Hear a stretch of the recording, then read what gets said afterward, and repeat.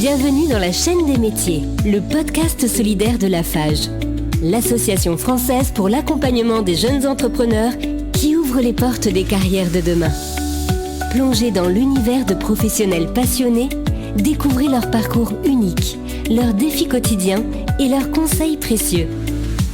Que vous soyez en quête d'orientation ou en pleine reconversion, chaque épisode est une opportunité de trouver l'inspiration et d'imaginer votre avenir.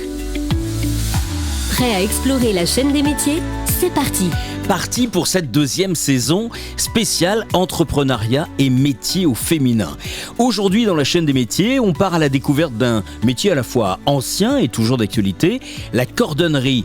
Réparer, transformer, redonner vie aux chaussures et aux objets en cuir, c'est un savoir-faire artisanal qui demande minutie, évidemment, créativité et une vraie passion pour le travail bien fait. Pour nous en parler, j'ai le plaisir d'accueillir Martine, cordonnière, qui va nous partager son parcours et les coulisses de ce beau métier. Bonjour Martine et bienvenue. Bonjour. Comment allez-vous Martine ? Très bien. Très heureux vraiment de vous accueillir parce que ce sont, comme la cordonnerie, sont des métiers à côté desquels on passe et on ne fait pas attention et on va découvrir avec vous, il y a un certain nombre de fonctions dans ce métier de cordonnier. Pour commencer, est-ce que vous pouvez nous expliquer en quelques mots en quoi cela consiste ? Quand on ouvre une cordonnerie en 2025, on fait beaucoup de choses. Tout d'abord, effectivement, on fait de la cordonnerie, donc la réparation de chaussures. Tout en sachant qu'en 2025, elles sont moins bien finies qu'il y a longtemps. Donc, c'est des collages, beaucoup,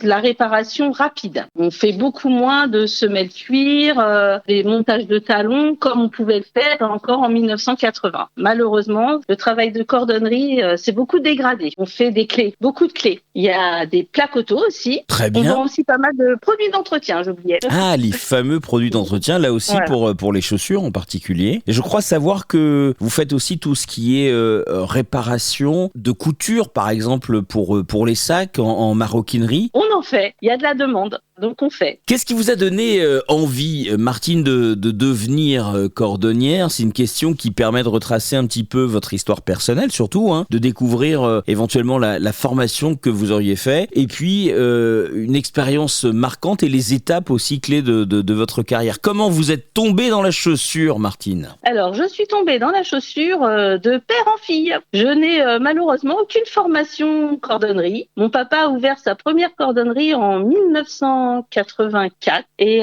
il a ouvert 2 autres cordonneries après. Donc il a eu besoin de personnel, de confiance. Donc je suis venue travailler avec lui, ainsi que mon frère, ma mère, ma belle-sœur aussi est venue travailler avec nous. Voilà, c'était un travail familial. Ah d'accord, ah oui, c'est intéressant. Oui. Vous voulez dire que même votre maman faisait partie de l'entreprise ? Exactement. D'accord, toute la famille dans la cordonnerie. Toute la famille a travaillé dans la cordonnerie, voilà. Et si on revient en arrière, vos grands-parents étaient aussi dans la même activité ? Non, pas du tout. Ils étaient dans le bâtiment. Vous avez appris donc, Martine, ce métier toute seule, en venant petite déjà à la cordonnerie et en voyant vos parents travailler ? Voilà, tout à fait. On a appris sur le terrain. Est-ce qu'il existe une école spécialisée dans ce domaine ? Alors oui, il en existe plusieurs, notamment sur Paris. Je les connais pas malheureusement, puisque même mon père n'a pas fait d'école de cordonnerie. Il a fait un petit stage de quelques semaines dans une autre cordonnerie et il s'est mis directement au travail comme ça. C'est surtout des formations de bottier et ça c'est un travail très noble que j'aurais bien aimé faire. Une petite formation pour apprendre à confectionner de A à Z une chaussure. Ça doit être super sympa à faire. Malheureusement, on n'a pas fait. Il est jamais trop tard, Martine. Avec l'énergie que vous avez, je pense qu'un matin, ça va vous prendre et vous allez fabriquer des bottes. Et ça, je peux vous dire, je serai votre premier client. Ça, c'est important. À quoi ressemble une journée type dans votre métier ? Parce que en introduction, vous nous avez expliqué que vous faisiez évidemment beaucoup de choses. Vous avez fait référence aux clés, aux plaques d'immatriculation, aux réparations de chaussures. Du matin au soir, que se passe-t-il dans votre cordonnerie ? Alors déjà, on travaille dans une galerie marchande, donc on est contraint aux horaires de la galerie. Donc 10h, 20h. Sans interruption, 6 jours sur 7. Donc on ouvre la boutique et de suite les clients se présentent au comptoir. Donc il faut avoir l'air en forme et souriant et agréable et disponible pour le client. Ouais. Je crois que c'est le travail principal, c'est d'être accueillant et de satisfaire au mieux les personnes. Pour vous, Martine, quelles sont les compétences et les qualités essentielles pour réussir dans votre domaine ? Il y a 2 points. Il y a le travail de cordonnerie, principalement, donc la réparation de chaussures en elle-même. Je pense que là, le travail doit être soigneux, appliqué, de rendre une chaussure, un travail, parce qu'il n'y a pas que les chaussures, mais un travail soigné. Voilà, ça c'est important. Il y a le travail de l'accueil dans la boutique qui doit être relativement agréable. Vous voulez dire, Martine, que dans une structure comme la vôtre, et j'imagine dans l'imaginaire, on voit effectivement que quand on va dans une cordonnerie, c'est souvent le cordonnier qui est au comptoir. C'est ça que vous nous dites, c'est-à-dire que au-delà d'être capable de réparer des chaussures ou de faire des clés, faut être aimable. C'est ça, dans n'importe quelle boutique de proximité, je pense. Donc pour un métier manuel dont on pourrait imaginer qu'on peut se retrouver dans un atelier, qu'on soit tranquille et qu'on n'ait pas un lien direct avec le public, le cordonnier est contraint souvent justement d'avoir aussi un esprit commercial. C'est ça. Je vais vous poser une nouvelle question, Martine, et vous avez un petit peu fait référence en introduction à cette question. J'imagine, puisque vous le pratiquez, en tout cas que vous l'observez depuis les années 80 avec vos parents, comment a évolué ces dernières années votre métier ? Vous faisiez référence aux chaussures qui ont changé en matière de fabrication, mais j'imagine aussi l'évolution en matière de clés. Est-ce que l'on peut dire que c'était mieux avant, Martine ? Personnellement, je trouve, oui. J'ai du mal avec l'informatique et beaucoup de choses s'informatisent, notamment les clés. Par exemple, aussi le travail les plaques auto, on les faisait manuellement avec une machine à emboutir, c'était manuel, c'était avec la force. Maintenant, c'est une imprimante qui fait le travail. Les clés de voiture, il a fallu qu'on investisse dans une machine informatique, électronique, voilà, pour pouvoir coder l'antidémarrage. Les matières évoluent. Avant, on travaillait le cuir essentiellement. Maintenant, c'est le plastique, le caoutchouc. Il y a même des matières qu'on n'arrive pas à coller. Voilà, donc tout évolue et il faut se mettre à la page, quoi, voilà. Oui, c'est vrai qu'on peut penser, évidemment, parce que vous faisiez référence tout à l'heure, Martine, au côté noble de votre métier, en particulier le cuir, la chaussure, l'histoire de la chaussure. Je vous prends un exemple personnel. Je me suis aperçu, ces quelques dernières années, que les baskets ont tendance à se décoller sur le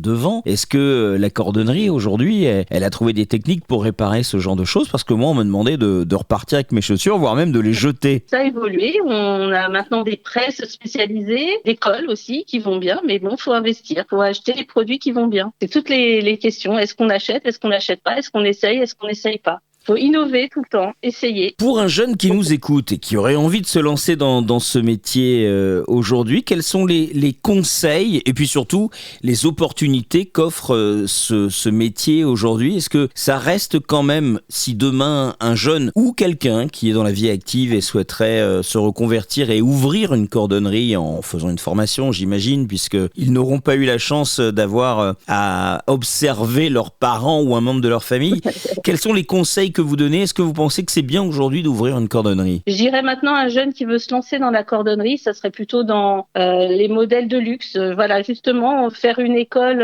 où on apprend le travail de bottier, donc à fabriquer une chaussure de A à Z, et de se lancer dans les métiers de luxe, quoi. Soit fabriquer une chaussure, soit les réparer dans les grandes marques. Dans toutes les activités qu'englobe le monde de la cordonnerie, quel est celui pour lequel vous avez la plus grande affection? J'adore faire les gravures. Ça relance ma créativité. Voilà, on a la chance d'avoir une machine laser au magasin et on peut faire plein de choses avec cette machine. Voilà, donc je m'amuse beaucoup avec cette machine. Ah, vous aimez bien vous amuser avec la machine à gravure. D'accord. Voilà. Bah ça, c'est plutôt pas mal. Merci beaucoup, Martine. On a passé un bon moment avec vous. On a découvert les multiples facettes de la cordonnerie. On va dire, tiens, on fait signe, oui. Alors, vous êtes à Taverny, dans le Val d'Oise, au centre commercial Les Portes de Taverny. Et merci en tout cas du temps que vous nous avez accordé, Martine. Je vous en prie. Et à très très bientôt. Et vous qui nous écoutez, je vous rappelle que vous devez partager nos épisodes, que cette nouvelle saison, c'est l'entrepreneuriat au féminin. Martine, qu'on vient d'écouter un instant, est cordonnière. Alors peut-être vous a-t-elle donné envie, à vous aussi, de vous lancer. En tout cas, je le souhaite vraiment. Je vous dis à bientôt. Merci d'avoir écouté La Chaîne des métiers, le podcast de Lafarge qui dévoile les richesses du monde professionnel. Vous avez aimé cet épisode ? Partagez-le autour de vous et contribuez à cette grande chaîne solidaire pour l'orientation des jeunes. Et si vous connaissez un professionnel inspirant, n'hésitez pas à nous le recommander. Retrouvez-nous sur l'ensemble des plateformes de podcast, réseaux sociaux et sur notre site www.afage.fr pour découvrir d'autres épisodes et accéder à des ressources complémentaires. Ensemble, construisons un avenir où chacun trouve sa place. Lafarge, c'est vous.